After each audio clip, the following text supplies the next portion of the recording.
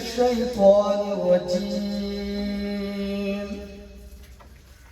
بسم الله الرحمن الرحيم.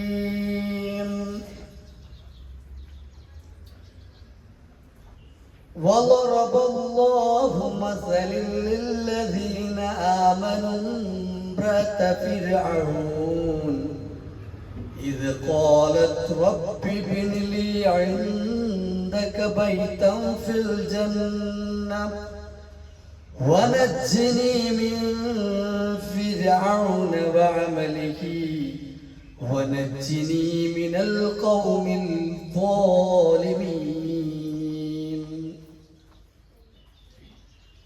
സ്നേഹമുള്ള വിശ്വാസികളെ, അല്ലാഹു സുബ്ഹാനഹു വ തആലയുടെ കൽപ്പനാ നിർദ്ദേശങ്ങൾ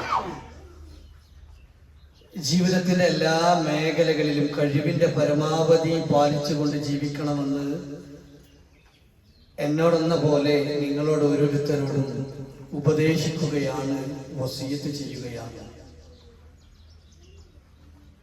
അല്ലാഹുവിന്റെ മാർഗത്തിൽ ദീനിൽ അടിയുറച്ച് നിന്നുകൊണ്ട് മരണം വരെ ജീവിക്കുവാനുള്ള തൗഫീഖ് അല്ലാഹു നാം ഓരോരുത്തർക്കും നൽകി അനുഗ്രഹിക്കുമാറാവട്ടെ.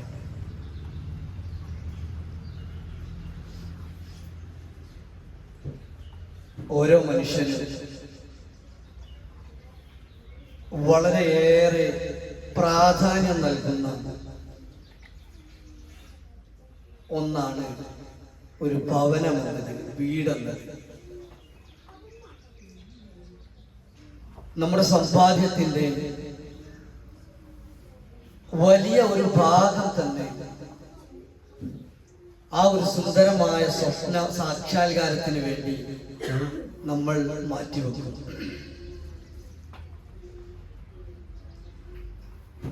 കാരണം പ്രവാചകൻ സല്ലല്ലാഹു അലൈഹി വസല്ലമയും പരിശുദ്ധമായ ഖുർആനും വീടിനെ കുറിച്ച് ഈ പറയുന്നത് ഇത് മനുഷ്യർക്ക് ഒരു സമാധാനത്തിന്റെ കേന്ദ്രമാണ് എന്നാണ്. നമ്മൾ എവിടെ പോയാലും ഏത് വഴിക്ക് തിരിഞ്ഞാലും നമ്മുടെ ആവശ്യങ്ങളൊക്കെ കഴിഞ്ഞ് നമ്മുടെ വീട്ടിലെത്തുമ്പോഴുള്ള ഒരു മനസ്സുകൾ, ഒരു സമാധാനം, അത് പറഞ്ഞറിയിക്കാൻ സാധിക്കാത്തതിനേക്കാൾ വലുതാണ്. പരിശുദ്ധമായ ഖുർആൻ സൂറത്തുൽ നഹ്ലിലെ 80-ാമത്തെ ആയത്തിലൂടെ പഠിപ്പിച്ചു, വല്ലാഹു ജഅല ലക്കും മിൻ ബുയൂതികും സകന. അല്ലാഹു സുബ്ഹാനഹു വ തആല നിങ്ങളുടെ വീടിനെ നിങ്ങൾക്ക് സമാധാനത്തിന്റെ കേന്ദ്രമാക്കിയിരിക്കുന്നു എന്ന്.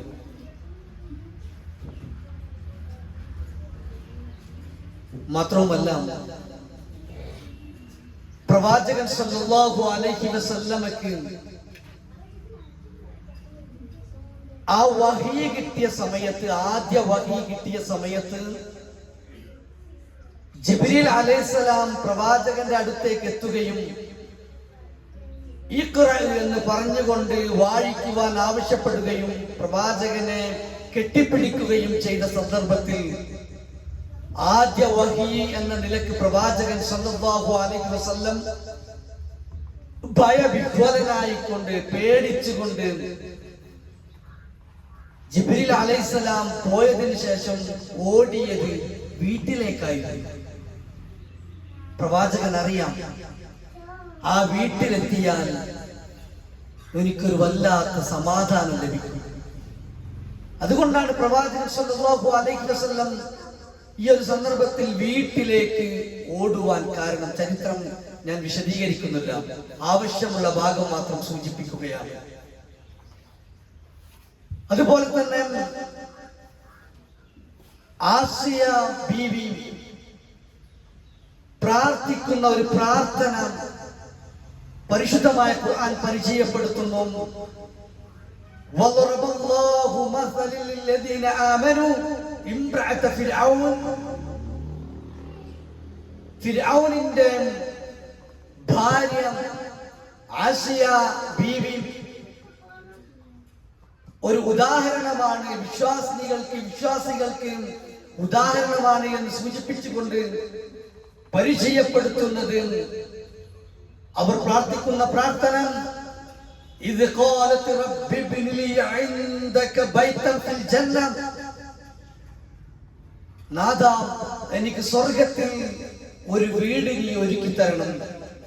മാത്രവുമല്ല ഇവിടെ നിന്ന് ഫിർഔനിന്റെ ഉപദ്രവങ്ങളിൽ നിന്നും മറ്റുള്ള സകലമായ ഉൽമുകളിൽ നിന്നും എന്നെ കാത്തു രക്ഷിക്കുകയും ചെയ്യണമേ എന്ന പ്രാർത്ഥനയും പരിശുദ്ധമായ ഖുർആൻ നമ്മെ പഠിപ്പിക്കുന്നുണ്ട്. അതുകൊണ്ട് തന്നെ ഒരു വിശ്വാസിനി അവർ മനസ്സിലാക്കേണ്ടത് വീട് എന്നത് അത് ഒരു സൗഭാഗ്യമാണ്. ഓരോരുത്തർക്കും അനുഭവിക്കുന്ന ഒരു സൗഭാഗ്യമാണ് വീട് എന്നുള്ളത്. പ്രവാചകൻ സല്ലല്ലാഹു അലൈഹി വസല്ലം പറയുകയുണ്ടായി, അർബഉൻ മിനസ് സഅദ, 4 സൗഭാഗ്യങ്ങൾ പഠിപ്പിക്കുന്നു. ഒന്നാമത്തെ സൗഭാഗ്യം അൽ മർഅത്തു സ്വാലിഹ, സ്വാലിഹത്തായ ഒരു ഭാര്യ, നല്ലവളായ ഒരു ഭാര്യ നമുക്കുണ്ടാവുക എന്നത് ഒരു സൗഭാഗ്യമാണ്.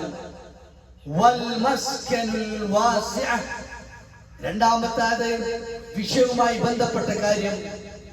സൗഭാഗ്യം എന്ന് പറയുന്നത് ഒരു വിശാലമായ ഒരു നല്ല വീട് ഉണ്ടാവുക എന്നത് ഒരു സൗഭാഗ്യമാണ്. വൽ ജാറു സ്വാലിഹ്, അതുപോലെ തന്നെ നല്ല അയൽവാസി. വൽ മർകബുൽ ഹനീഅ, നല്ല ഒരു വാഹനം. ഇത് 4 ഒരു സൗഭാഗ്യമാണ് എന്നതാണ് പ്രവാചകൻ സല്ലല്ലാഹു അലൈഹി വസല്ലം പഠിപ്പിക്കുന്നത്.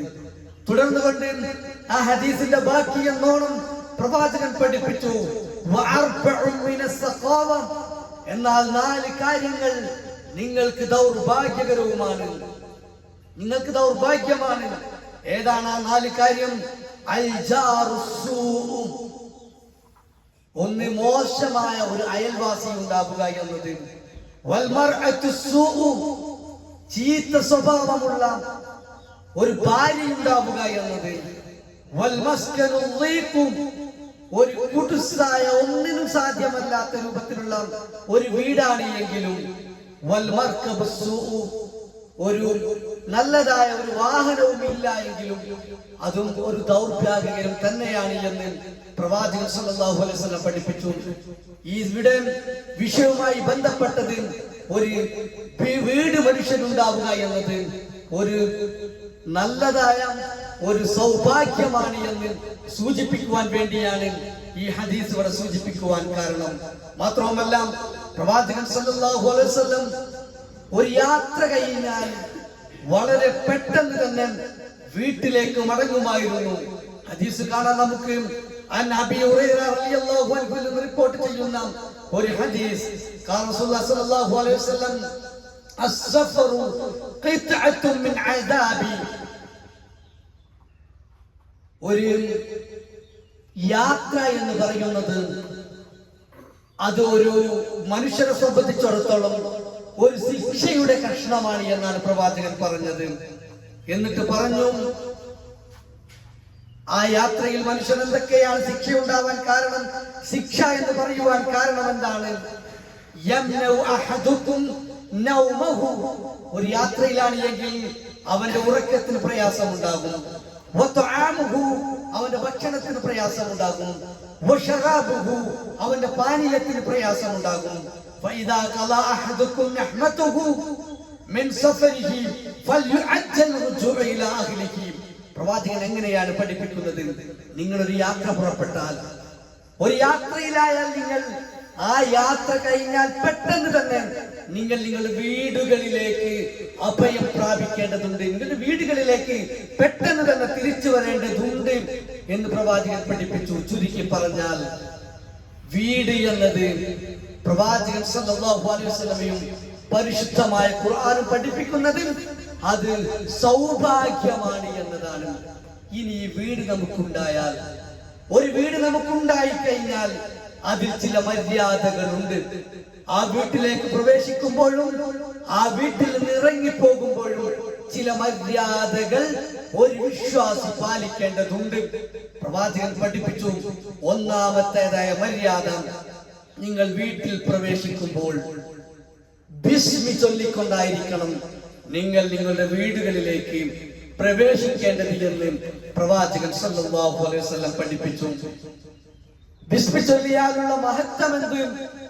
വീട്ടിലേക്ക് കയറുമ്പോൾ ബിസ്മി ചൊല്ലിയാലുള്ള മഹത്വം എന്ത്? അത് പ്രവാചകൻ സല്ലല്ലാഹു അലൈഹി വസല്ലം പഠിപ്പിക്കുകയുണ്ടായി. ഒരാൾ വീട്ടിലേക്ക് പ്രവേശിക്കുകയും ആ പ്രവേശിക്കുന്ന സമയത്ത് അവൻ ബിസ്മി ചൊല്ലി, തുടർന്ന് അവൻ വീട്ടിൽ നിന്ന് ഭക്ഷണം കഴിക്കുന്നു, അപ്പോഴും അവൻ ബിസ്മി ചൊല്ലിയെങ്കിൽ അവൻ പിശാച് പറയും, ഇന്ന് ഇവിടെ താമസവുമില്ല, ഭക്ഷണവുമില്ല. വീട്ടിലേക്ക് നാം കയറുമ്പോൾ ബിസ്മി ചൊല്ലുക, ഭക്ഷണം കഴിക്കുമ്പോൾ ബിസ്മി ചൊല്ലിയാൽ അവിടെയുള്ള പിശാച് പറയും, ഇവിടെ ഇന്നത്തെ താമസവും ഇന്നത്തെ ഭക്ഷണവും ഇവിടെ ഇല്ല എന്ന് പിശാച് പറയും. എന്നാൽ ഒരുത്തൻ വീട്ടിലേക്ക് പ്രവേശിക്കുമ്പോൾ അവൻ ബിസ്മി ചൊല്ലിയില്ല എങ്കിൽ ശൈത്വാൻ പറയും,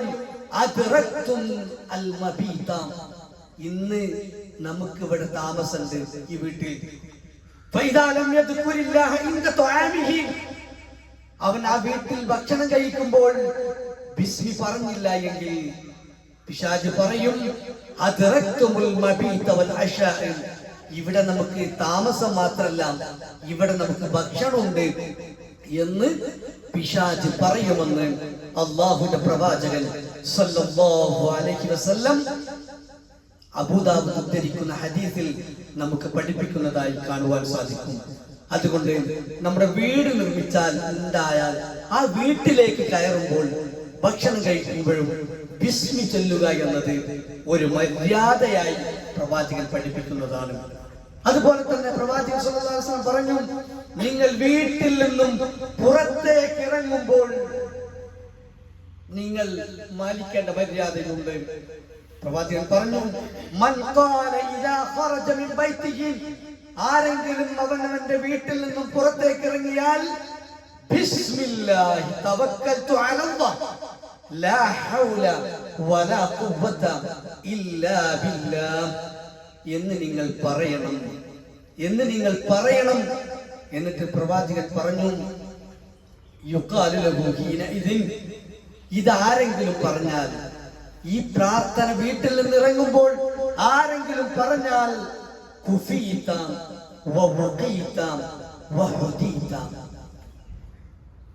ആരെങ്കിലും ആ പ്രാർത്ഥന പ്രാർത്ഥിച്ചാൽ നീ തടയപ്പെട്ടു. പ്രവാചകൻ പറയുകയാണ്, നീ പുറത്തു നിന്നും വരുന്ന എല്ലാ ഉപദ്രവങ്ങളിൽ നിന്നും നീ തടയപ്പെട്ടു, നീ സന്മാർഗം സിദ്ധിച്ചവനായി. അതുപോലെ തന്നെ അള്ളാഹുവിന്റെ സംരക്ഷണം നിനക്കുണ്ടാവുകയും ചെയ്യും എന്ന് പ്രവാചകൻ പഠിപ്പിക്കുകയാണ്. ഈ ഒരു പ്രാർത്ഥന വീട്ടിൽ നിന്നും ചൊല്ലിയാൽ, ഇറങ്ങുമ്പോൾ ചൊല്ലിയാൽ, ആ സമയത്ത് പിശാച് പറയും, ഇനി നമുക്ക് എങ്ങനെ ഒരു മനുഷ്യനെ വഴിപിഴപ്പിക്കാൻ സാധിക്കും? കാരണം അവൻ പ്രാർത്ഥിച്ചത് നിമിത്തം അവനെ ഉപദ്രവങ്ങളിൽ നിന്ന് തടയപ്പെട്ടു, അള്ളാഹുവിന്റെ സംരക്ഷണം അവനുണ്ടായി, അവൻ സന്മാർഗത്തിലുമായി. ഇനി അവനെ നമുക്ക് പിഴപ്പിക്കാൻ സാധ്യമല്ല എന്ന് പിശാച് പറഞ്ഞുകൊണ്ട് അവനിൽ നിന്നും പിന്തിരിഞ്ഞു കളയും എന്ന് പ്രവാചകൻ സല്ലല്ലാഹു അലൈഹി വസല്ലം പഠിപ്പിച്ചിട്ടുണ്ട്. എങ്കിൽ വിശ്വാസികളെ, വീട്ടിൽ നിന്നും പുറത്തിറങ്ങുമ്പോൾ ബിസ്മില്ലാ തവക്കൽതു അലല്ലാഹ് ലാ ഹൗല വലാ ഖുവത ഇല്ലാ ബില്ലാഹ് എന്ന ഈ പ്രാർത്ഥന ചൊല്ലിക്കൊണ്ടായിരിക്കണം നാം വീട്ടിൽ നിന്നും പുറത്തേക്ക് ഇറങ്ങേണ്ടത് എന്ന് പ്രവാചകൻ സല്ലല്ലാഹു അലൈഹി വസല്ലം പഠിപ്പിക്കുകയുണ്ടായി. മറ്റൊരു മര്യാദയായി പഠിപ്പിക്കുന്നത്, വീട്ടിൽ പ്രവേശിക്കുമ്പോൾ നിങ്ങൾ സലാം പറയണമെന്നത്. നമ്മുടെ ജീവിതത്തിൽ ഈ കാര്യങ്ങളില്ല എങ്കിൽ ഞാൻ അടക്കമുള്ള ആളുകൾ ജീവിതത്തിൽ കൊണ്ടുവരുവാൻ വേണ്ടിയാണ് ഈ ഉള്ള വിഷയങ്ങൾ സൂചിപ്പിക്കുന്നത്. വീട്ടിലേക്ക് നാം പ്രവേശിക്കുമ്പോൾ സലാം പറയേണ്ടതുണ്ട്. ഇമാം നവവി ഉദ്ധരിച്ച ഹദീസിൽ നമുക്ക് കാണുവാൻ സാധിക്കും ആ വിഷയം. വീട്ടിൽ പ്രവേശിക്കുമ്പോൾ ബിസ്മില്ലാ എന്ന് പറയുകയും ദിക്ർ വർദ്ധിപ്പിക്കുകയും സലാം പറയുകയും ചെയ്യണം. വീട്ടിൽ പ്രവേശിക്കുമ്പോൾ സലാം പറയണം. ഒരു പക്ഷേ പ്രവാചകൻ പഠിപ്പിച്ചു, വീട്ടിൽ കാനഫിൽ ബൈത്തി ആദമിയുൻ അംല, വീട്ടിൽ ആരില്ലെങ്കിലും ഉണ്ടെങ്കിലും നിങ്ങൾ സലാം പറയണം. ഒരുപക്ഷെ വീട്ടിൽ ആളുണ്ടാവാം, ആ സമയത്ത് നിങ്ങൾ സലാം പറയണം.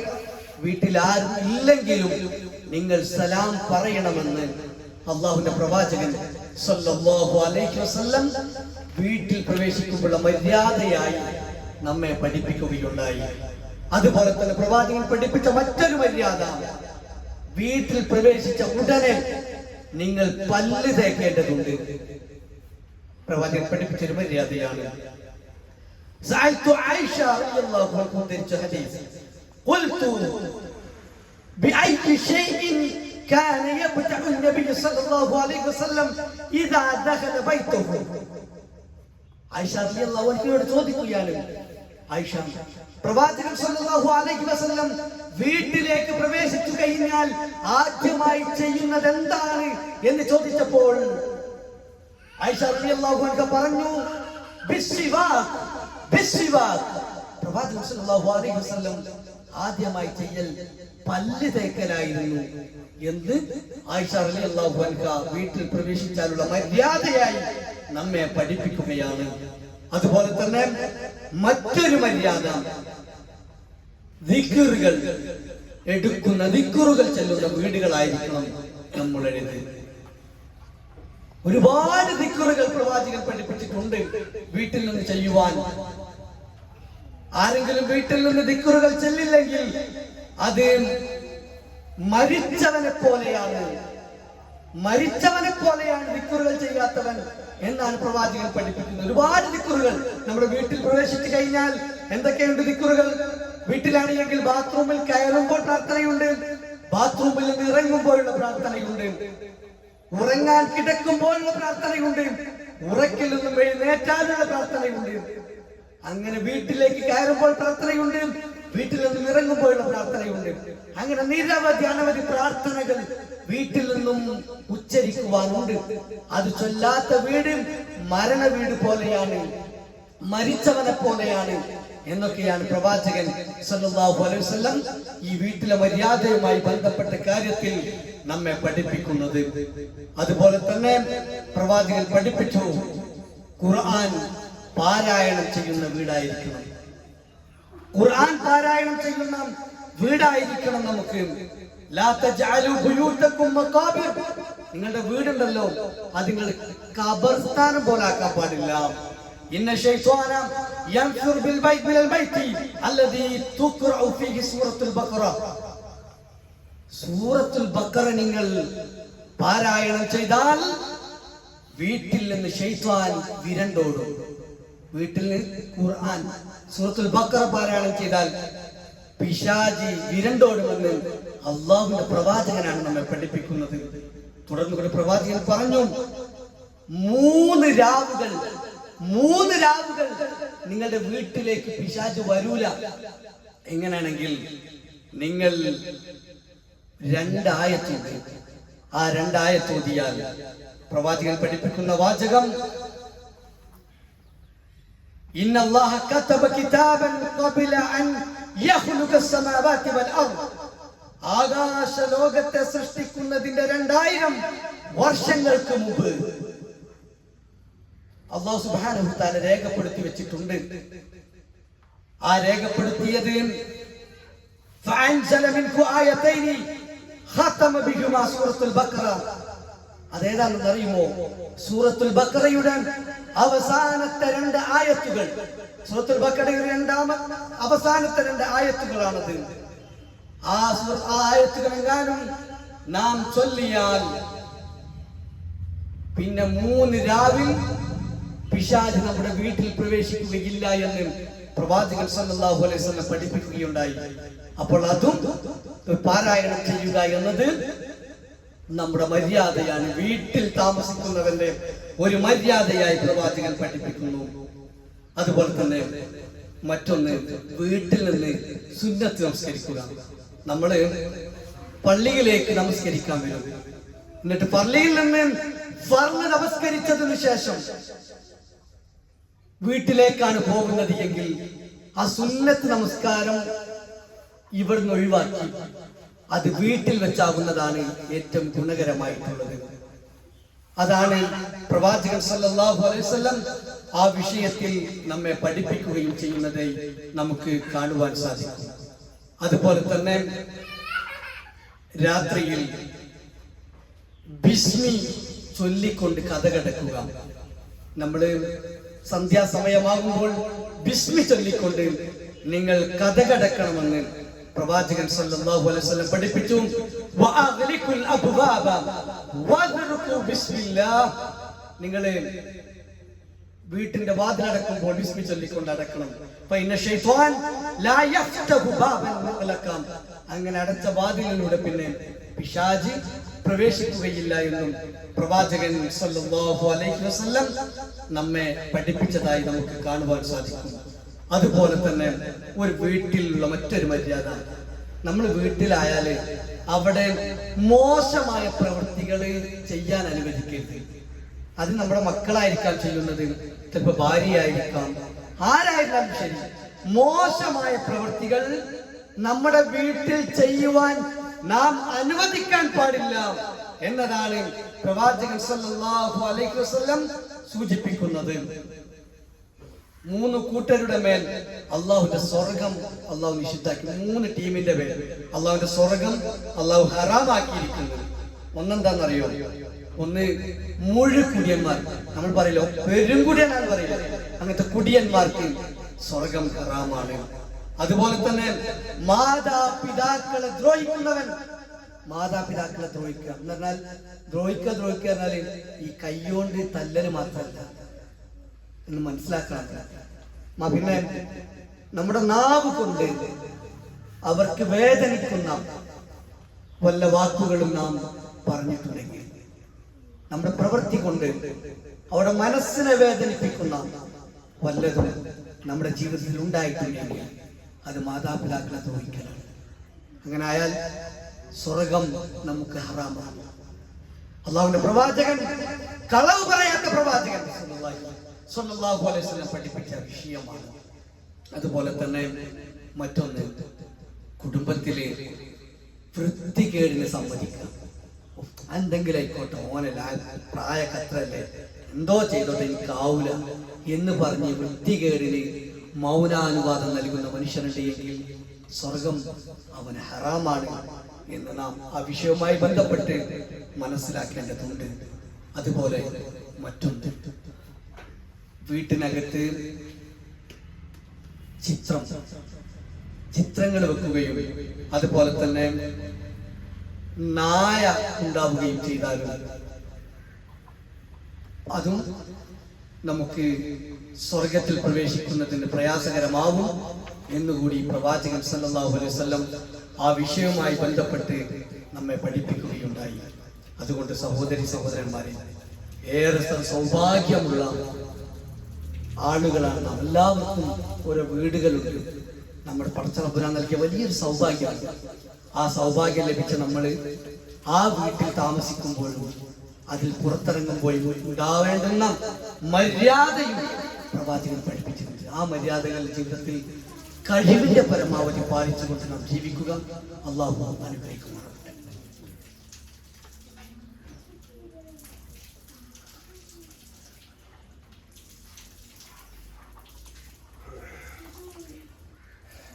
അൽഹംദുലില്ലാഹ് വസ്സലാത്തു വസ്സലാമു അലാ അഷ്റഫിൽ മുർസലീൻ വഅലാ ആലിഹി വസഹ്ബിഹി അജ്മഈൻ. അമ്മാ ബഅദ്. ഒരിക്കൽ കൂടി അള്ളാഹുവിന്റെ വിധിവിലക്കുകൾ ജീവിതത്തിന്റെ എല്ലാ മേഖലയിലും പാലിച്ചുകൊണ്ട് ജീവിക്കണമെന്ന് ഉപദേശിക്കുകയാണ്, വസിയ്യത്ത് ചെയ്യുകയാണ്.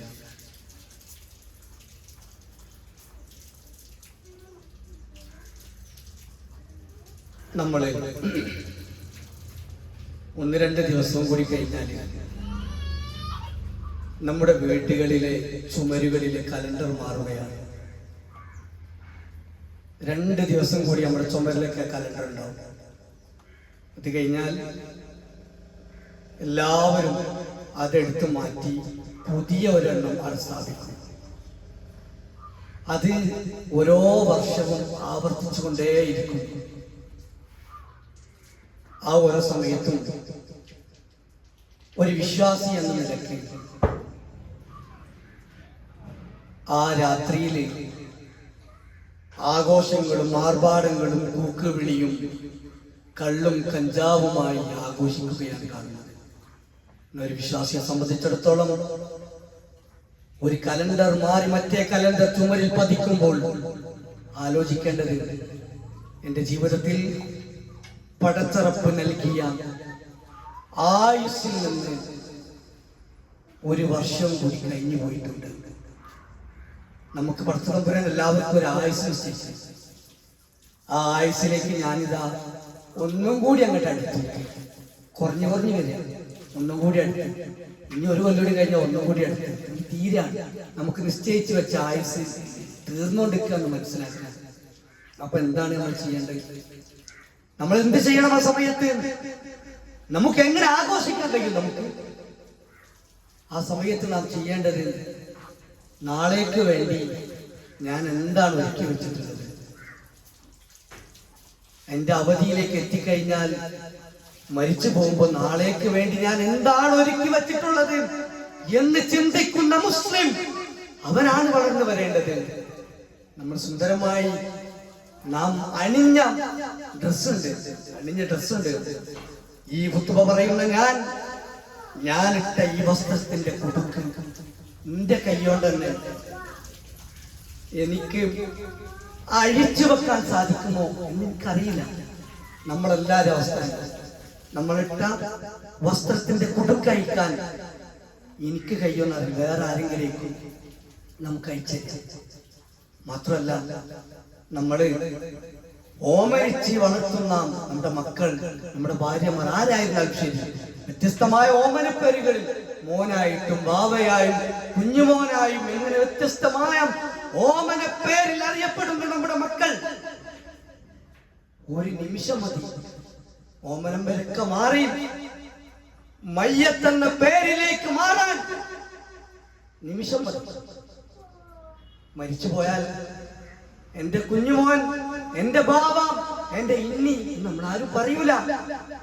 നമ്മളെ കുഞ്ഞിനെ പോലും നോക്കി മയ്യത്ത് എന്ന് വിളിക്കാൻ അധികം സമയം വേണ്ട എന്നതാണ് പ്രവാചകൻ പഠിപ്പിക്കുന്നത്. അതുകൊണ്ട് ഏതൊരു മനുഷ്യനും ഒരു കലണ്ടർ ചുമരിൽ നിന്ന് മാറുമ്പോൾ ആലോചിക്കേണ്ടത്, എന്റെ ദിവസം, എന്റെ സമയം അടുക്കാറായി. ഇബാദത്തുകൾ മുഖേന, സൽക്കർമ്മങ്ങൾ മുഖേന, ദാനധർമ്മങ്ങൾ മുഖേന അല്ലാഹുവിന്റെ കോടതിയിൽ രക്ഷപ്പെടുവാൻ എന്തുണ്ട് മാർഗം എന്നാലോചിക്കുന്ന സഹോദരങ്ങളായി മാറാൻ ശ്രമിക്കുക. റബ്ബ് സുബ്ഹാനഹു വ തആല അതിനുള്ള തൗഫീഖ് നൽകി അനുഗ്രഹിക്കുമാറാവട്ടെ. ഒരു കാര്യം കൂടി സൂചിപ്പിക്കുകയാണ്. നമ്മുടെ ഈ ബത്തേരി മണ്ഡലം സെക്രട്ടറി PM മൗലവി സാഹിബ് ഒരു അസുഖം കാരണത്താൽ വിംസ് ഹോസ്പിറ്റലിൽ അഡ്മിറ്റ് ആയിരിക്കുകയാണ്. അദ്ദേഹത്തിന് വേണ്ടി ആത്മാർത്ഥമായി നമ്മളേവരും പ്രാർത്ഥിക്കേണ്ടതുണ്ട്. നമ്മുടെ ഓരോരുത്തരുടെയും തഖ്വയുള്ള മനസ്സുമായുള്ള, തൗഹീദുള്ള മനസ്സുള്ളവരുടെ പ്രാർത്ഥന പടച്ചതമ്പുരാൻ വളരെ പെട്ടെന്ന് സ്വീകരിക്കും. അതുകൊണ്ട് എല്ലാവരും അദ്ദേഹത്തിന് ശിഫയാക്കുവാൻ, സുഖമാക്കുവാൻ അള്ളാഹുവിനോട് ആത്മാർത്ഥമായി പ്രാർത്ഥിക്കേണ്ടതുണ്ട്. റബ്ബ് സുബ്ഹാനഹു വ തആല അദ്ദേഹത്തിന്റെ രോഗം എത്രയും പെട്ടെന്ന് ശിഫയാക്കി കൊടുക്കുമാറാവട്ടെ. അദ്ദേഹം ഈ അനുഭവിക്കുന്ന പ്രയാസത്തിൽ നിന്ന് പടച്ചതമ്പുരാൻ അദ്ദേഹത്തിന് സമാധാനം നൽകുമാറാവട്ടെ. ആരോഗ്യത്തോടുകൂടി അദ്ദേഹം ഈ പ്രവർത്തന മണ്ഡലത്തിലേക്ക് കടന്നു വരുവാനും അത് വളരെ ആത്മാർത്ഥമായി നമ്മൾ ഈ തൗഹീദി പ്രബോധന മേഖലയിൽ പ്രവർത്തിക്കുവാനുള്ള ആഫിയത്തിൽ പഠിച്ചതമ്പുരാൻ അദ്ദേഹത്തിന് നൽകുമാറാവട്ടെ. നമ്മിൽ നിന്നും വന്നുപോയ സകലമായ തെറ്റുകളും കുറ്റങ്ങളും അല്ലാഹു സുബ്ഹാനഹു തആല വിട്ടുപുറത്ത് മാഫാക്കി തരുമാറാകട്ടെ. ലോകത്തിന്റെ നാനാഭാഗങ്ങളിൽ വിവിധങ്ങളായ പ്രയാസങ്ങൾ അനുഭവിക്കുന്ന ഒരുപാട് ആളുകൾ, അവരുടെ എല്ലാ പ്രയാസങ്ങളും പഠിച്ചതമ്പുരാൻ ഇല്ലാതാക്കി അവർക്കെല്ലാം സുഖം നൽകി അനുഗ്രഹിക്കുമാറാവട്ടെ. ഖബർ ശിക്ഷയിൽ നിന്നും നരക ശിക്ഷയിൽ നിന്നും അള്ളാഹു നമ്മേവരെയും കാത്തുരക്ഷിക്കുമാറാവട്ടെ. ഒരു കൂട്ടരെ നരകത്തിലേക്കും മറ്റൊരു കൂട്ടരെ സ്വർഗത്തിലേക്കും വേർതിരിക്കുമ്പോൾ സ്വർഗത്തിലേക്ക് വേർതിരിക്കുന്ന ആളുകളുടെ കൂട്ടത്തിൽ അള്ളാഹു നമ്മെ ഏവരെയും ഉൾപ്പെടുത്തി അനുഗ്രഹിക്കുമാറാവട്ടെ.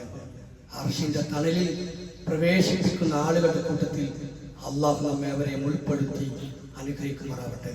اللهم اغفر للمؤمنين والمؤمنات والمسلمين والمسلمات والأحياء منهم والأموات إنك مجيب الدعوات يا قاضي الحاجات. اللهم أجرنا من النار، اللهم أجرنا من النار، اللهم أجرنا من النار، اللهم أجرنا وأجر والدينا من النار. ربنا ظلمنا أنفسنا وإن لم تغفر لنا وترحمنا لنكونن من الخاسرين. ربنا آتنا في الدنيا حسنة وفي الآخرة حسنة وقنا عذاب النار.